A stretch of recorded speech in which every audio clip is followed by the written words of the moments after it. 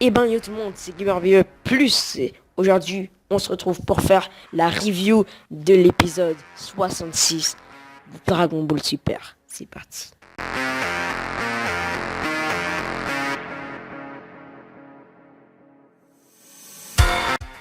Que dire de cet épisode les amis? Commençons. Alors, au début de cet épisode, on avait un Son Goku Super Saiyan Blue qui se battait contre Super Zamasu. Donc à ce moment-là, il faut savoir que Vegeta était évanoui. Et donc n'a pas pu participer à cette attaque.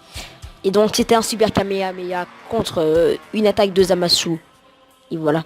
Donc le Kamehameha a touché Zamasu, a transpercé l'attaque de Zamasu, ce qui lui a brûlé une partie du visage.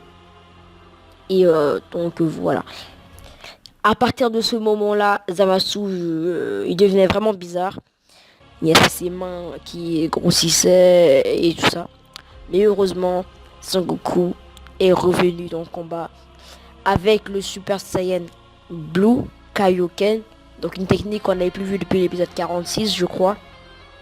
Donc 20 épisodes après. Nous la revoyons. Et donc voilà. Suite à cette attaque de Kaioken, Son Goku fut épuisé et tomba par terre. Trunks lui donna un Senzu et à Vegeta. Puis Goku décida de fusionner avec Vegeta, ce qui donna Végéto. Alors, Végéto, c'était, pour ceux qui ne le savent pas, Végéto, c'était une fusion qui apparut contre Majin Buu, enfin Super Buu plutôt, il y a super longtemps. Et donc, c'est la première fusion de Son Goku et de Vegeta que nous voyons dans Dragon Ball Super. Donc Végéto, Super Saiyan Blue déjà, donc c'était pas mal. Alors là, Zamasu se moquait un peu, il disait que vous vouliez faire comme les dieux et tout ça. Et Végéto l'attaqua par surprise. Il y a eu un bon combat entre les deux. À un moment, Zamasu commença à grossir.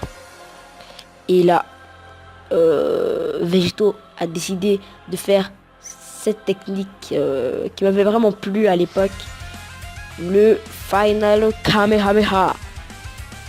C'était magique.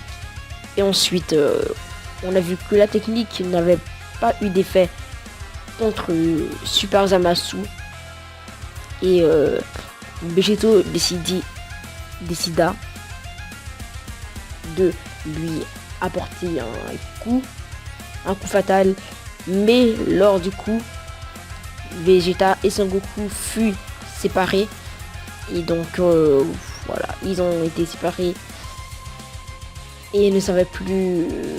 Ils n'étaient plus en mesure de battre Super Zamasu.